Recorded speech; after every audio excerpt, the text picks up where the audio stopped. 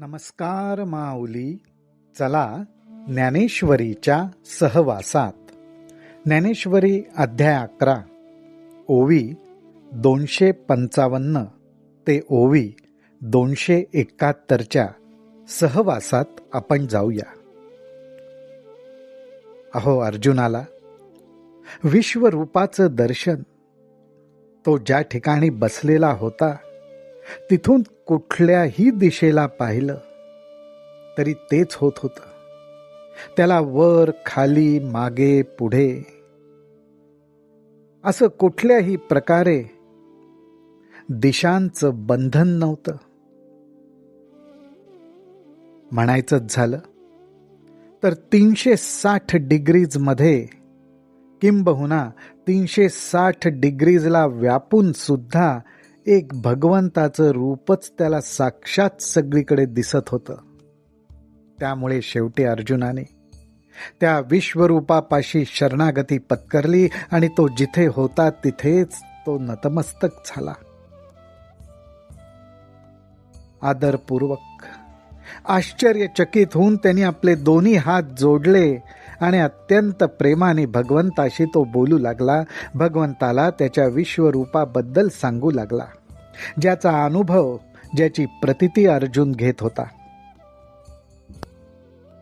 अर्जुन म्हणतो, म्हणे जय जयाजी स्वामी, नवल कृपा केली तुम्ही, जे हे विश्वरूप की आम्ही प्राकृत देखो. हे स्वामी, हे भगवंता, तुझा जय जयकार असो. अहो केवढं नवल, केवढी कृपा तुम्ही माझ्यावर केलीत. मी तर खरा प्राकृत म्हणजेच एक साधा जीव, परंतु त्या विश्व रूपाचं दर्शन ह्या जीवाला घडावं अशी कृपा तुम्ही केलीत. असं नवल तुम्ही केलं, तुमचा जय जयकार असो. परी साचची भले केले गोसाविया, परी साचची भले केले गोसाविया, मज परितोषू जाहला साविया, जी देखिलासी जो इया, सृष्टीसी तू आश्रयो. हे भगवंता, तू खरोखरच माझी इच्छा पूर्ण करून माझं भलं केलंयस. त्यामुळे मला जो परितोष अर्थात परिपूर्ण जो आनंद झालाय त्याचं काय वर्णन करू. जी देखिलासी जो या, मी कशा प्रकारे तुला पाहिलं तर ह्या संपूर्ण सृष्टीला तुझाच आश्रय आहे. तुझ्याच आश्रयावर या सृष्टीचं असणं आहे. देवा मंदराचेनी अंग लगे, ठाई ठाई श्वापदांची दांगे, तैसी इये तुझ्या देही अनेगे, देखतसे भुवने. हा अर्जुनाचा अनुभव आहे.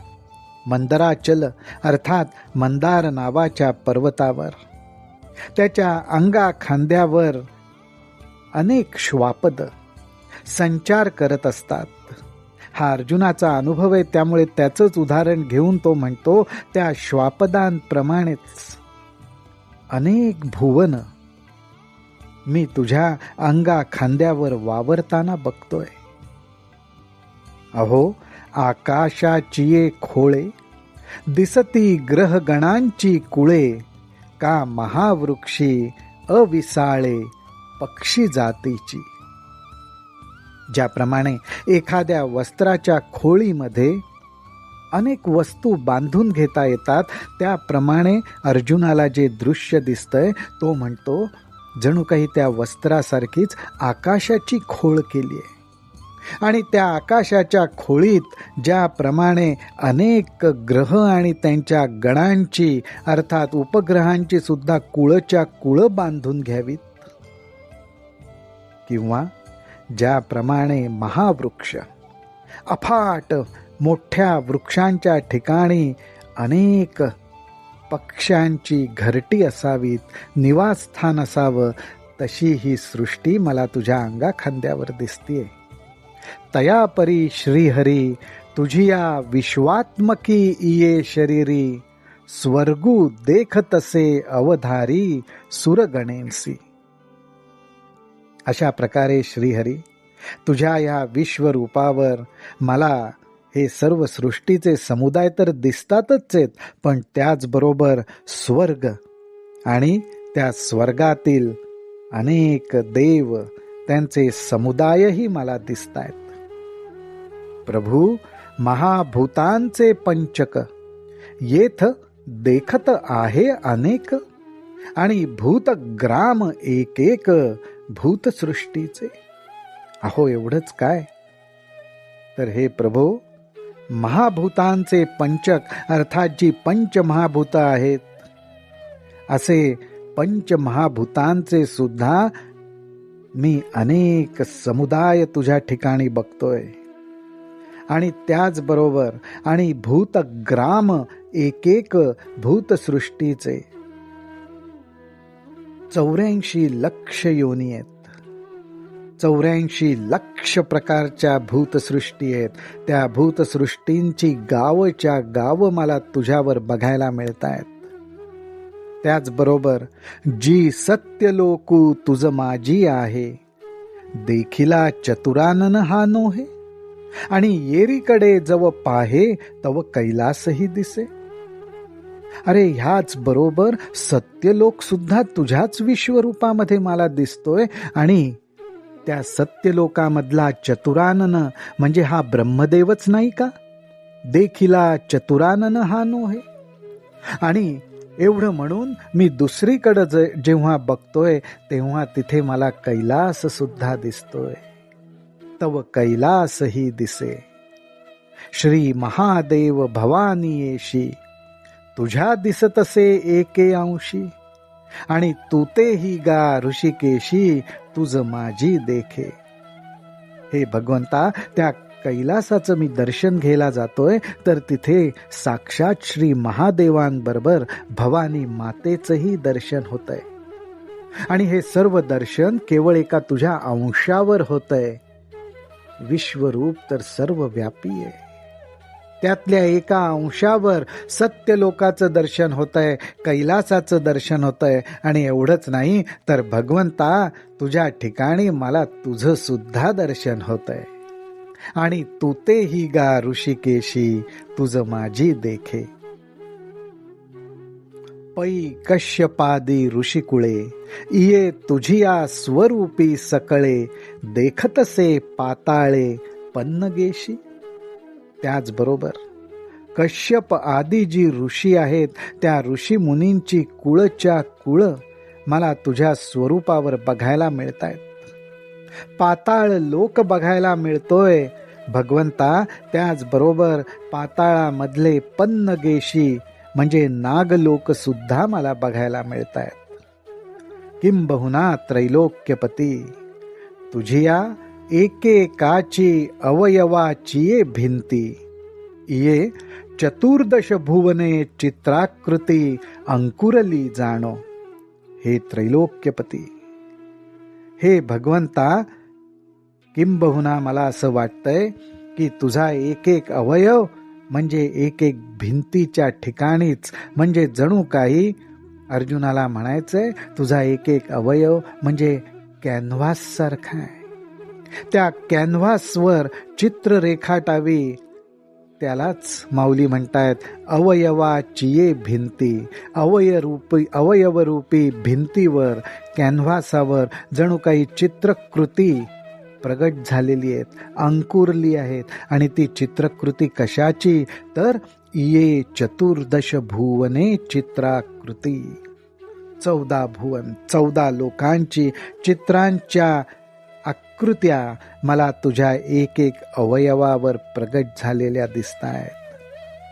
आणि तेथींचे जे जे लोक, ते चित्र रचना जी अनेक, ऐसे देखतसे अलौकिक गांभीर्य तुझे.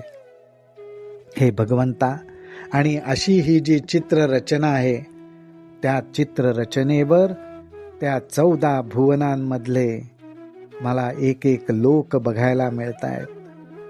अशी अलौकिक आणि विलक्षण ही चित्ररचना आहे. त्या दिव्य चक्षुचेनी पैसे, हे अर्जुनाला कशामुळे दिसतंय?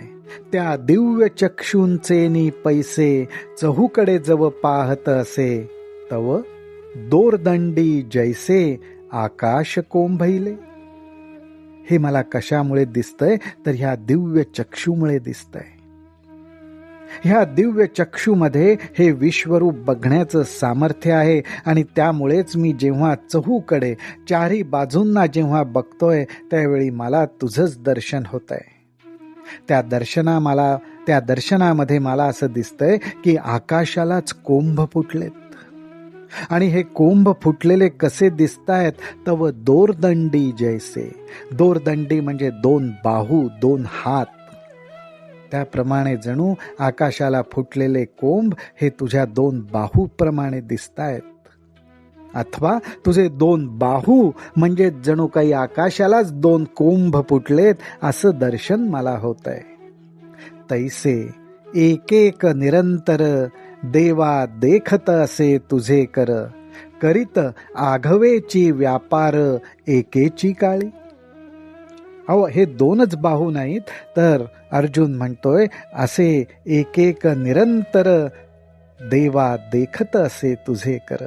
असे अनेक हात एकाच वेळी मला दिसतायत आणि त्या एकाच वेळी हे सर्व तुझे हात करीत आघवेची व्यापार एकेची काळी. जणू काही मल्टीटास्किंग आपण म्हणतो त्याप्रमाणे भगवंताचे हे हात एका वेळी अनेक कार्य करताना अर्जुनाला दिसत होते.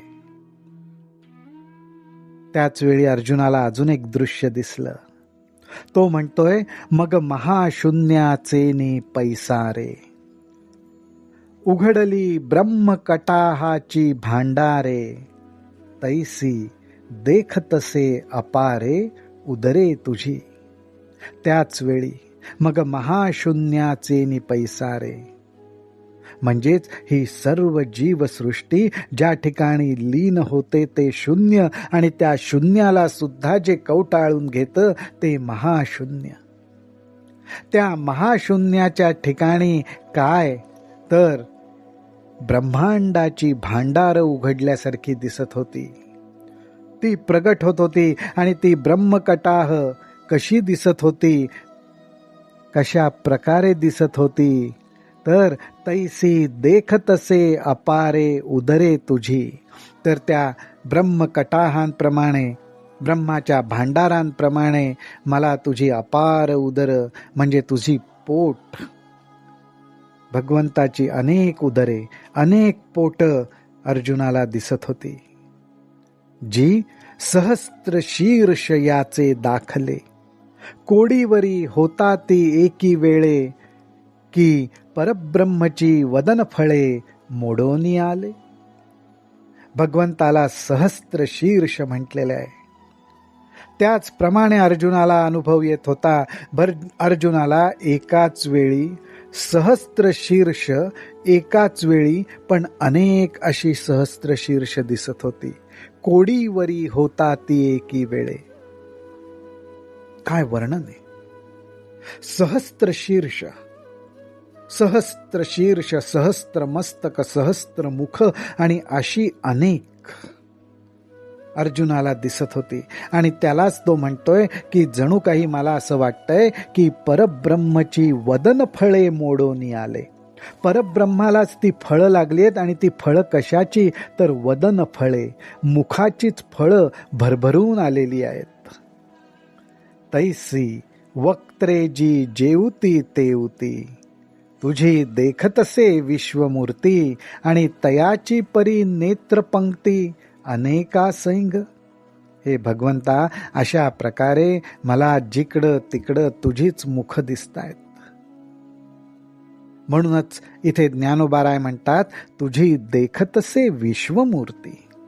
जिकडं तिकडं भगवंताचीच मुख आहेत आणि त्यामुळेच अर्थातच त्या मुखांवरती जे डोळे आहेत त्या डोळ्यांच्या सुद्धा रांगाच्या रांगा, नेत्रपंक्ती अनेका सैंग, अनेक नेत्रपंक्ती, अनेक डोळ्यांच्या रांगा अर्जुनाला बघायला मिळत आहेत.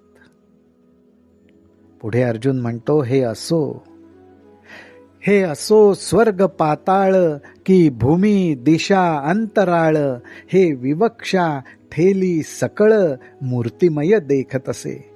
किती वर्णन करू. हे असो स्वर्ग पाताळ ही भूमी, सर्व दिशा आणि संपूर्ण अवकाश अंतराळ, हे सुद्धा मला वेगवेगळं म्हणण्याची आवश्यकता नाही. हे विवक्षा ठेली सकळ यांची वेगवेगळी नावं घ्यायची आवश्यकता नाही, कारण सकळ म्हणजे सर्व काही मूर्तिमय तूच आहेस, हे मी आता साक्षात माझ्या ज्ञानदृष्टीने बघतोय, असं वर्णन अर्जुन करतोय. आणि एकीकडे हे वर्णन तो भगवंतालाच सांगतोय. राम कृष्ण हरी, राम कृष्ण हरी, राम कृष्ण हरी.